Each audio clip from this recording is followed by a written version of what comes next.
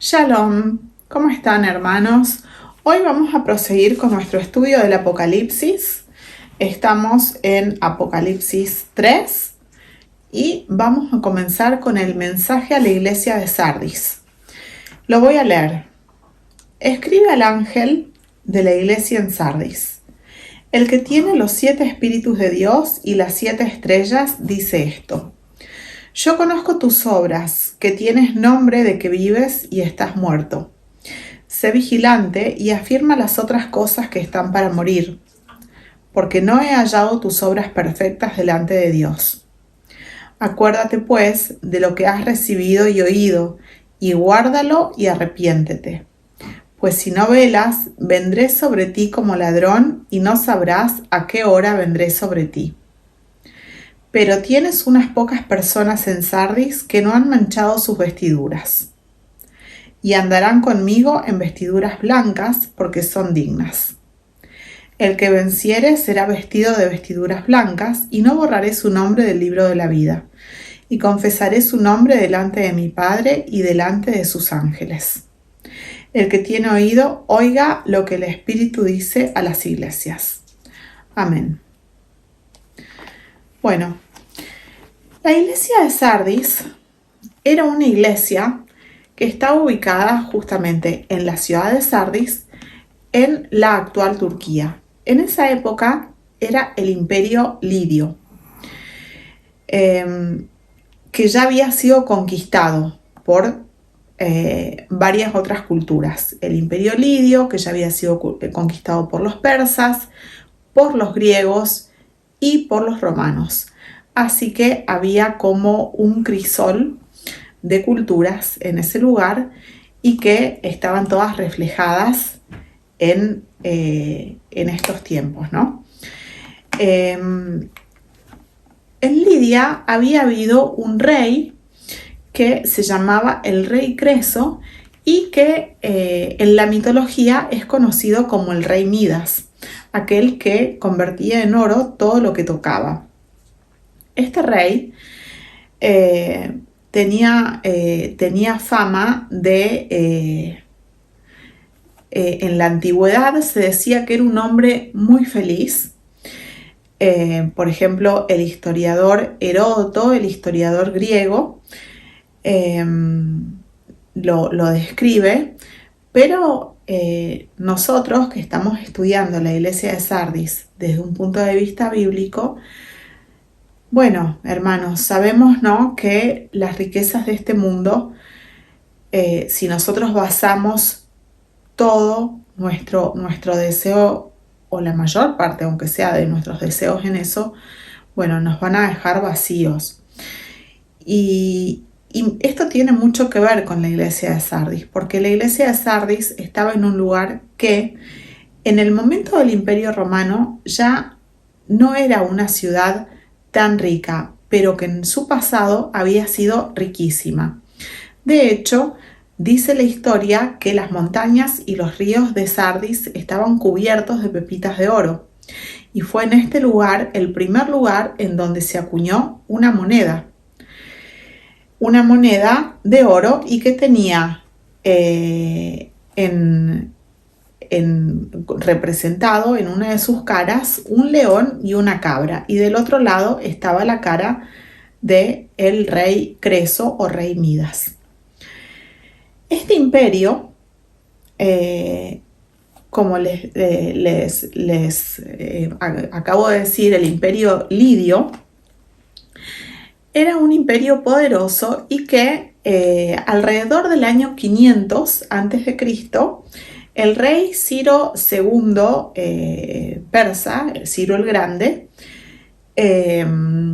asedió Sardis y la conquistó.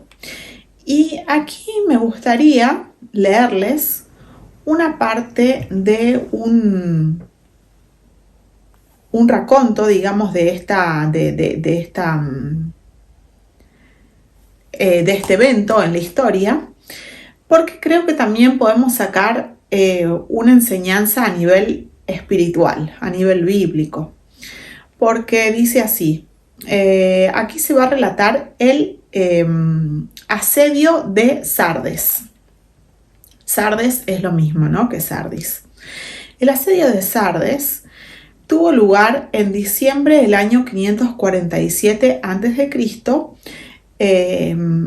Y fue el imperio aqueménida, el imperio del rey Ciro el Grande, el imperio persa aqueménida, que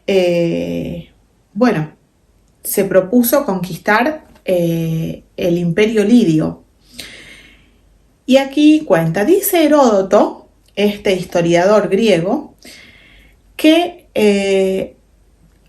este asedio duró 15 días y que como era tan difícil conquistar la ciudad de Sardes, Ciro le dijo a sus soldados que él premiaría a quien escalase las murallas de la ciudad, porque las murallas de la ciudad de Sardis eran prácticamente inviolables. Y dice, aunque muchos fallaron, un soldado de nombre Ireades consiguió ascender por una zona que miraba al Molo, que es el nombre de una montaña del lugar. No vigilada esta zona por considerarse inviolable. Se cuenta que la idea de Ireades se le ocurrió tras observar que un lidio bajó por allí a recoger algo que se le había caído y volvió a subir escalando. Una vez que este soldado dio el ejemplo, otros soldados persas ascendieron y lograron rendir la ciudad, que fue saqueada acto seguido. Y tras el asedio a Sardes, esta ciudad se convirtió en capital de la satrapía persa de Lidia. Incluso conservó su esplendor y riqueza durante la conquista romana de Anatolia. Es decir, que su riqueza, fue proverbial, ¿no? Fue pasando de siglo en siglo, aunque la riqueza del tiempo del rey Midas, fue la época de su mayor esplendor. Y esto tiene que ver con cuando aquí Jesús le habla, ¿no?, a la iglesia de Sardis a través del apóstol Juan, y le dice que tenga cuidado y que sea vigilante, porque si no vela, vendrá sobre la iglesia como un ladrón en la noche, y no sabrás a qué hora vendré sobre ti. Porque esto era tradición oral, ¿no?, en la zona, era tradición oral en Sardis, en Lidia, y era algo que había pasado de generación en generación. Y tiene que ver con lo que también nos dice Jesús tantas veces, ¿no?, en su palabra, que debemos ser vigilantes, porque si no, Él va a venir como va a venir para los mundanos, como un ladrón en la noche. Pero ya lo hemos visto, pero podemos volver a verlo porque pienso que siempre es importante. Ya que hay tanta confusión en el estudio de el Apocalipsis, lo volvamos a ver, donde dice que en la parte de la primera carta a los Tesalonicenses, capítulo 5, donde dice: pero acerca de los tiempos y de las ocasiones no tenéis necesidad, hermanos, de que yo os escriba, porque vosotros sabéis perfectamente que el día del Señor vendrá así como ladrón en la noche, que cuando digan paz y seguridad, entonces vendrá sobre ellos destrucción repentina, como los dolores de la mujer encinta, y no escaparán.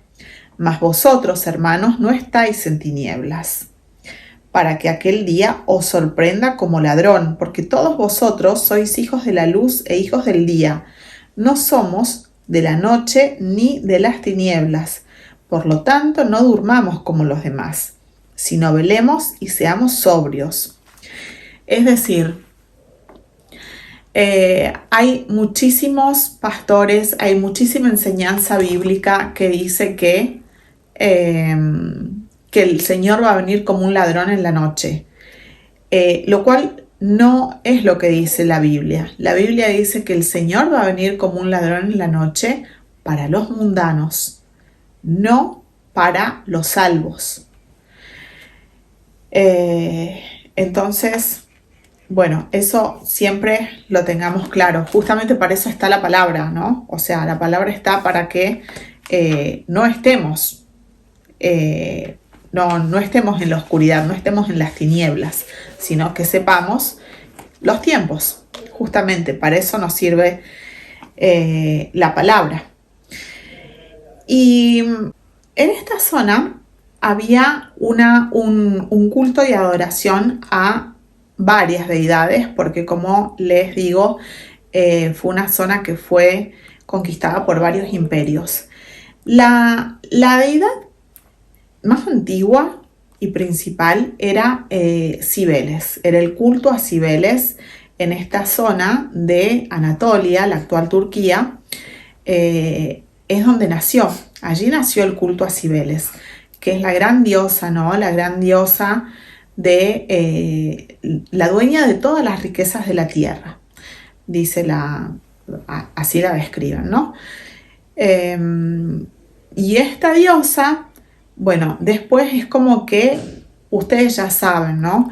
Va tomando diferentes nombres siempre a lo largo de las diferentes culturas, a lo largo y ancho de la geografía, digamos, va tomando diferentes nombres, pero bueno, es la misma diosa, hermanos, pero que va cambiando de disfraz.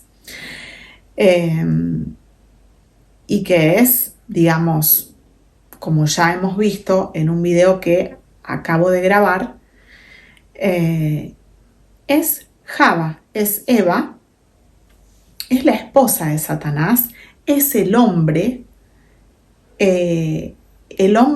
mundano, no regenerado, no salvo, y que lleva el espíritu, ¿no? Demoníaco, lleva el espíritu de Satanás, y que como Satanás le dijo a Eva en el Edén, vas a ser como dioses, vas a recibir adoración. Entonces, esa es la figura de la diosa en todas las culturas del mundo, en todas las culturas de la historia. Entonces hemos visto que fue primero Cibeles y después, es más, al día de hoy, si ustedes buscan Sardis en el mapa, en Google Maps, les va a salir, como vamos a poner aquí en el mapa, aquí en la imagen, Sardes Artemis. Ese es el nombre al día de hoy con el cual se conoce esta ciudad que todavía sigue existiendo en Turquía, en la actual Turquía. Sardes Artemis. ¿Por qué Artemis? Porque bueno, en este lugar se adoraba a Artemisa, que era la diosa griega de la fertilidad, la diosa griega de la caza, por eso también se la representa como con un arco y con animales. Esta fue la diosa Helena, ¿no? La diosa Helena de la caza. Que después, porque esta zona, bueno, fue conquistada por Grecia también, por el Imperio griego, y después fue conquistada por Roma. Ya en el momento de la iglesia de Sardis formaba parte del Imperio romano. En el Imperio romano a Artemisa se la llamó Diana. Es la misma, es Cibeles, que es Artemisa y que es Diana. De hecho, en Roma, una de las mayores iglesias que hay en Roma y en el mundo entero, que se llama Santa María de la Maggiore, esa iglesia fue construida, o basílica más bien, es una iglesia enorme, fue construida en las ruinas de un templo pagano a Cibeles. No piensen que es casualidad, nada de esto es casualidad. Es decir, la misma historia nos lo está diciendo. Ellos, digamos, la élite que gobierna el mundo, nos lo está diciendo con simples actos, pero bueno, hay que saber verlos. Entonces, la Basílica de Santa María de la Maggiore fue construida sobre un templo pagano romano a Cibeles. Y algo que es muy interesante y que voy a intentar transmitirles espero que se pueda ver, es la fiesta a Diana. La fiesta a Diana, es decir, la fiesta a la diosa Diana, ¿no? La fiesta a la diosa Diana en el Imperio Romano, que digamos en Sardis había sido Artemisa, pero que es lo mismo, estaba instituida en los idus de agosto. Los idus de agosto, digamos es el día 15 del mes, o los poquitos días que puedan llegar a anteceder, 2 o 3 días antes. Esos son los idus de un mes, en este caso los idus de agosto. Y tengo como un calendario de todas las calendas, justamente de los dioses griegos y, greco-romanos, griegos y romanos. Y dice así: el 13 de agosto comienza el festival de Diana. En los bosques, diosa cazadora y de la fecundidad. Por ser el día más caluroso del año, se representa a la diosa con una antorcha en su mano derecha. Bueno, esa noche se realizan festejos y los festejos siguen durante el día 14 y llegan hasta el día 15, el día final del Festival de la Virgen Diana. Bien, entonces lo que les estoy relatando se llama Nemoralia. Nemoralia, también conocida como el Festival de las Antorchas, era un festival de 3 días celebrado originalmente por los antiguos romanos en los idus de agosto en honor a la diosa Diana, del 13 al 15 de agosto.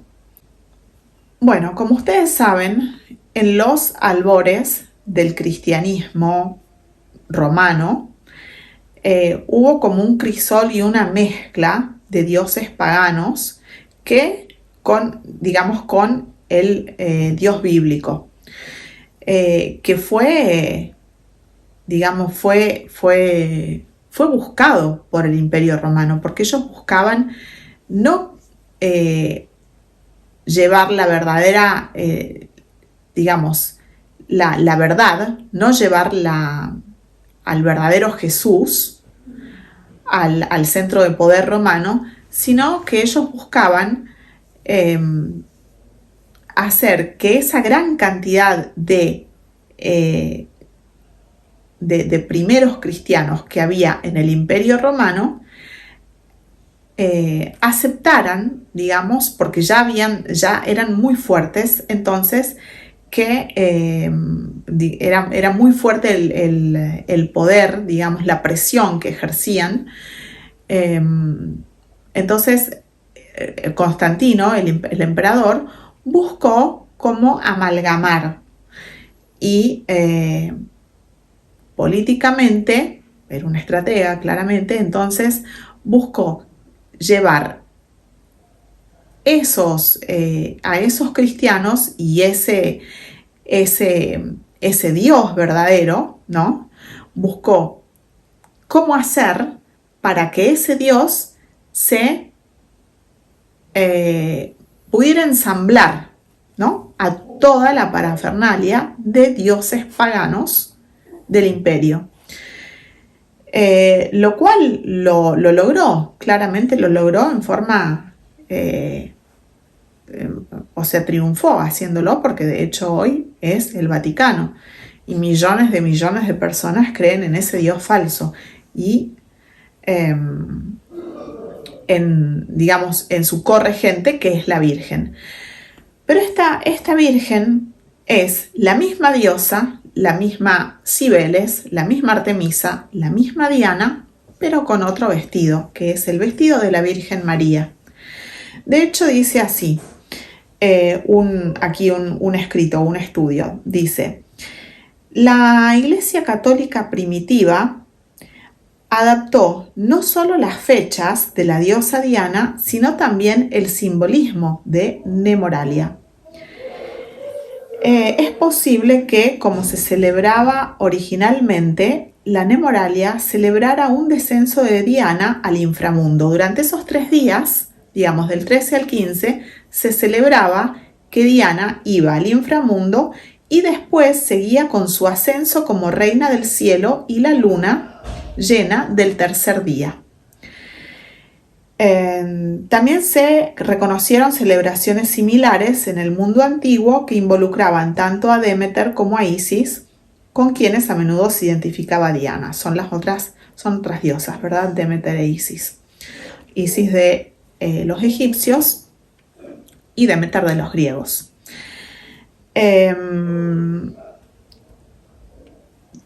¿A quién se venera hoy en la Iglesia Católica el 15 de agosto? La Asunción de la Santísima Virgen María se celebra el 15 de agosto. De hecho, aquí en Argentina no es feriado, pero en Francia es un día feriado al día de hoy. El 15 de agosto se celebra como feriado por la Asunción de María. Dice así, esto es como un catequismo católico. El 15 de agosto la Iglesia celebra la gran fiesta mariana de la Asunción de la Santísima Virgen María, que tiene como objetivo recordar la feliz partida de María de esta vida y la asunción de su cuerpo al cielo. Ella no se elevó por su propio poder, sino a través de su amado Hijo, quien no permitió que el cuerpo de su madre fuera a la tumba. El dogma de la Asunción fue proclamado en 1950 por el Papa Pío XII. Y sostiene que la Virgen María, una vez habiendo completado su vida terrenal, asumió cuerpo y alma en gloria celestial. Un dogma es una verdad de fe revelada por Dios en la Sagrada Escritura y que además es propuesta por la Iglesia como realmente revelada por Dios. Bueno, hermanos, nada de lo que dice acá, lamentablemente, lo digo por los católicos, yo lamento realmente decirles que todo esto es mentira. Lamentablemente, porque es difícil a veces aceptar esto. Pero bueno, afortunadamente, porque el tiempo es poco y realmente hay que aceptar que hemos sido engañados, hermanos. Hemos sido engañados. Y no hay nada más lindo que cuando uno puede aceptar estas verdades, librarse del orgullo, porque hay mucho orgullo cuando uno dice, bueno, fui engañada, fui engañado y, bueno, quiero buscar la verdad. Entonces, ahí es cuando Dios ve humildad en nuestro corazón y nos va mostrando todo esto que está ante nuestros ojos, pero que muchas veces, por orgullo básicamente, no queremos ver. Y es muy importante para poder renacer y ser salvos, dejar toda tradición pagana atrás. Entonces, como ustedes pueden ver, la fiesta de la Virgen María del 15 de agosto es la fiesta de la diosa Diana. Entonces, en los idus de agosto se conmemora la Nemoralia, que es la fiesta de la diosa Diana, que era una diosa muy importante del panteón romano. Entonces se celebraba su descenso al inframundo, o se conmemoraba su descenso al inframundo, proseguido de su ascensión al cielo como reina del cielo y la luna llena del tercer día. Y, por ejemplo, por supuesto que el cervatillo que acompaña a Diana, por ejemplo, en las representaciones que hay en el Louvre o, bueno, en diferentes museos, lo sacaron, ¿no? Queda solo la imagen de la Virgen. Nos demos cuenta, ¿no? Que buscan engañar claramente, a la vez estando tan claro, pero a la vez el engaño es grande. Por ejemplo, hay una peregrinación católica en Lourdes y pone, les voy a leer la noticia: peregrinos católicos marchan durante la procesión de las antorchas. Recuerden lo que les dije, ¿no? De Diana, que se la representaba con una antorcha. En el santuario de Lourdes también se la representaba con una antorcha, puede ser con un arco, puede ser con un animal. Pero en este caso guardaron la antorcha. Entonces dice 15 de agosto. del año, bueno, 2022, pero no importa, importa el 15 de agosto. Miles de peregrinos de todas las edades y orígenes participaron el domingo en vísperas de la misa de la Asunción de una procesión con antorchas a la gloria de la Virgen María en el santuario católico francés de Lourdes. Bueno, esta misma diosa, entonces, de Sardes Artemis, es la misma diosa que se está venerando hoy en la iglesia romana pagana católica de la Virgen María. La Virgen María fue una persona más, como cualquiera de nosotros, que fue elegida por Dios para llevar a cabo su plan de salvación. Pero no es una diosa, no es una persona a la cual haya que rendirle culto, adoración, veneración, como la quieran llamar. No. No hay que postrarse ante ella, porque eso es aborrecible a los ojos de Dios. Y vean, hermanos, es Satanás, es Java, es la esposa de Satanás, recibiendo adoración. Después habla en sí de Sardis, ¿no? De la iglesia, a la cual le dice que tiene nombre de que vive, pero está muerta. Entonces, ¿qué significa esto? Era como una iglesia zombie, ¿no? Una iglesia que parecía viva, pero en realidad estaba muerta. En realidad, la mayor parte de esta iglesia no eran salvos. Y nos fijemos que de todas las iglesias, de las que vamos viendo, y de todas, digamos, porque nos faltan Filadelfia y la Odisea, pero de todos los mensajes que le da a las iglesias, es el peor. Entonces, reflexionemos y nos demos cuenta qué es lo que más le molesta a Dios. ¿Qué es lo que más le molesta a Dios? Que parezcamos que estamos vivos, pero que estemos muertos espiritualmente, que todo sea fachada, que todo sea el exterior. Entonces, ¿cómo podemos entender esto? ¿Cómo podemos entender a nivel práctico qué es la iglesia de Sardis? Yo lo entendí llevándolo, por ejemplo, al Antiguo Testamento en Levítico 10. Por ejemplo, cuando dice el pecado de Nadab y Abiú, los hijos de Aarón, ¿no? Nadab y Abiú, hijos de Aarón, tomaron cada uno su incensario y pusieron en ellos fuego, sobre el cual pusieron incienso y ofrecieron delante de Jehová fuego extraño, que él nunca les mandó. Bueno, y los mató, Jehová los mató, saliendo fuego de delante de Jehová, los quemó y murieron delante de Jehová.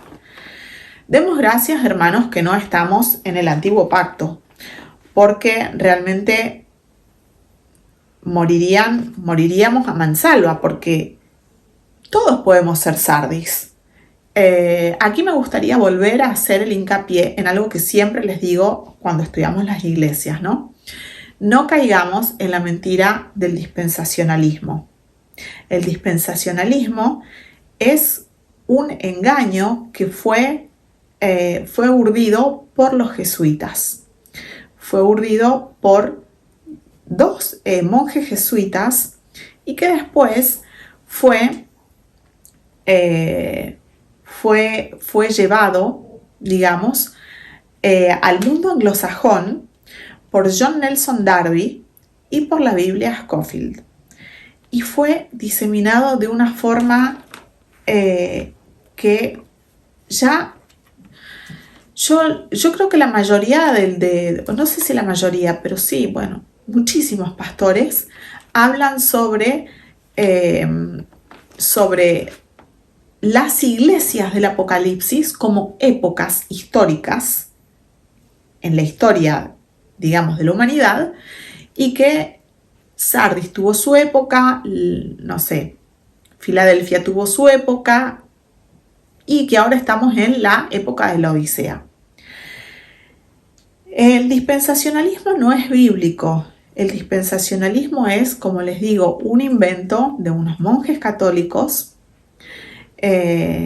Uno se llamaba Lacunza, el otro realmente en este momento se me fue, pero ellos inventaron el dispensacionalismo, el cual divide la historia en 7 etapas y estas iglesias representando cada una de esas etapas.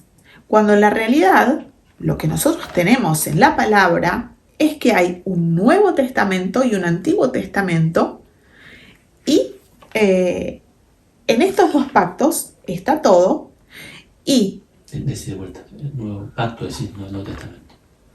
¿Cómo dije? No sé. Nuevo Testamento y Antiguo Testamento. Decide Nuevo Pacto y Antiguo Pacto. ¿Desde dónde? No sé. No sé qué crees que diga.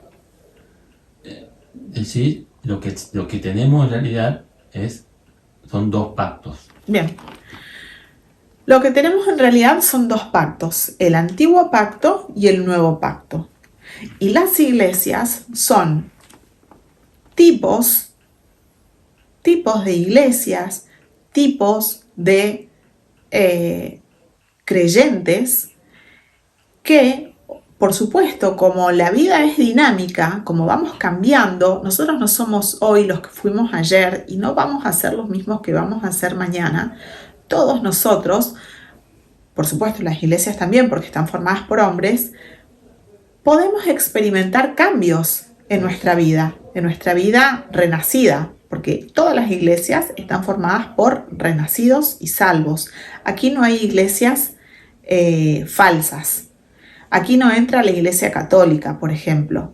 No, todas las iglesias, aún la de Sardis, que es la más flojita, vamos a decir, está formada por salvos. Aunque haya pocos, estaba formada por salvos. Entonces, ¿para qué nos sirve a nosotros estudiar las iglesias? Justamente para estar atentos, mejorar y decir, no, estoy cayendo en esto. Estoy cayendo, por ejemplo, en este caso, Sardis. Estoy cayendo en una adoración falsa, como la de Nadab y Abiú, que no tenían temor de Dios. Ellos se acercaban a Dios de la manera que ellos pensaban que era correcta. O sea, acá ellos pusieron el incienso como ellos pensaban o como ellos tenían ganas ese día. Cuando Dios había dicho en su palabra, si nos vamos por ejemplo a Levítico 16:12, de qué manera había que acercarse a Dios. Dice, después tomará un incensario lleno de brasas de fuego del altar de delante de Jehová y sus puños llenos del perfume aromático molido y lo llevará detrás del velo. Es decir, los puños llenos. Tenemos 2 puños, es decir, 2 medidas. Evidentemente, los hermanos Nadab y Abiú no se acercaron al altar con estas medidas. Se acercaron de alguna otra manera que a Dios no le gustó, porque no podemos nosotros acercarnos de la manera que nosotros queramos. El Espíritu Santo solo va a aparecer cuando nosotros nos acerquemos de la forma correcta hacia Jehová.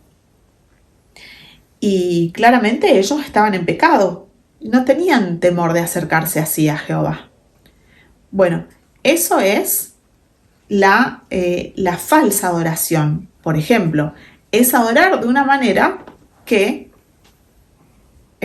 no es la correcta. Son cristianos que no tienen temor de Dios. Son cristianos que se acercan de la forma que ellos quieren. Un poco yo creo como lo que está pasando ahora en Osbury. Se puede, digamos, hacer como una analogía. Yo creo que hay gente salva en Osbury. Algunos, muy poquitos. Pero debe haber, seguramente.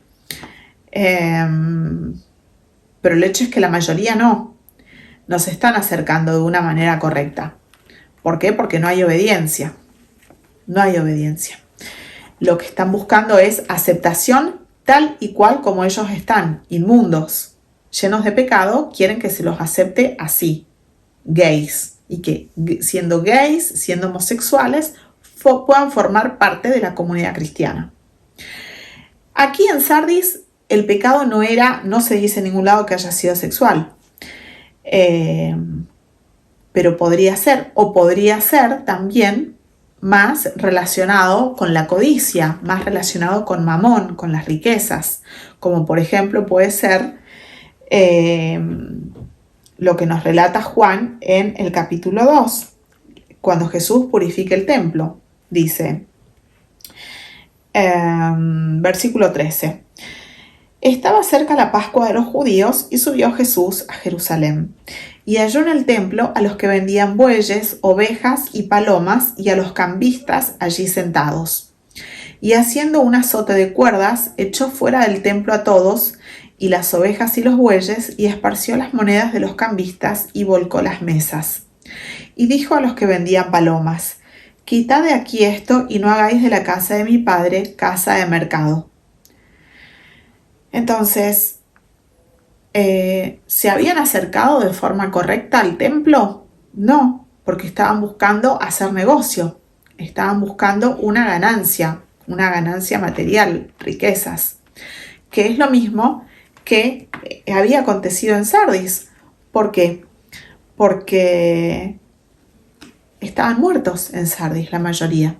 Era todo obras, pero para afuera, todos, digamos, no era una verdadera adoración, era todo hipocresía, nada más que las formas, pero no había nada en el fondo, no había espiritualidad. Lo mismo que con los cambistas, por ejemplo.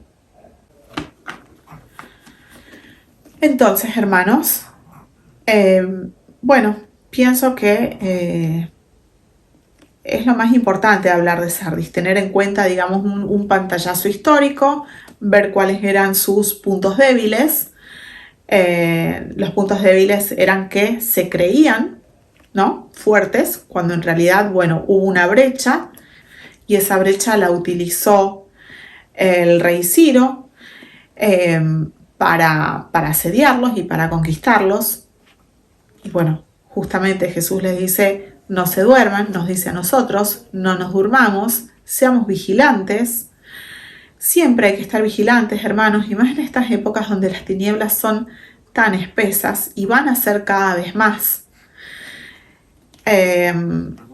Y tener en cuenta también el engaño que siempre está, ¿no?, con las diosas de la antigüedad, con la Virgen, que piden adoración cuando es la falsa adoración, y no acercarnos con fuego extraño, que es lo que más detesta el Señor, acercarnos de la manera incorrecta. ¿Y cuál es la manera correcta de acercarnos? La manera correcta de acercarnos es con un corazón humilde y arrepentido. Esa es la única y la mejor manera de acercarnos, porque es lo que nosotros le podemos ofrecer a Dios. Ese es el mayor fruto, un corazón humilde, arrepentido y que lo busca a Él, que busca la verdad. Así que espero que les haya servido este estudio y me despido hasta un próximo video. Les mando un abrazo en Cristo. ¿Qué pasa? ¡Anda para allá! Ahora vos.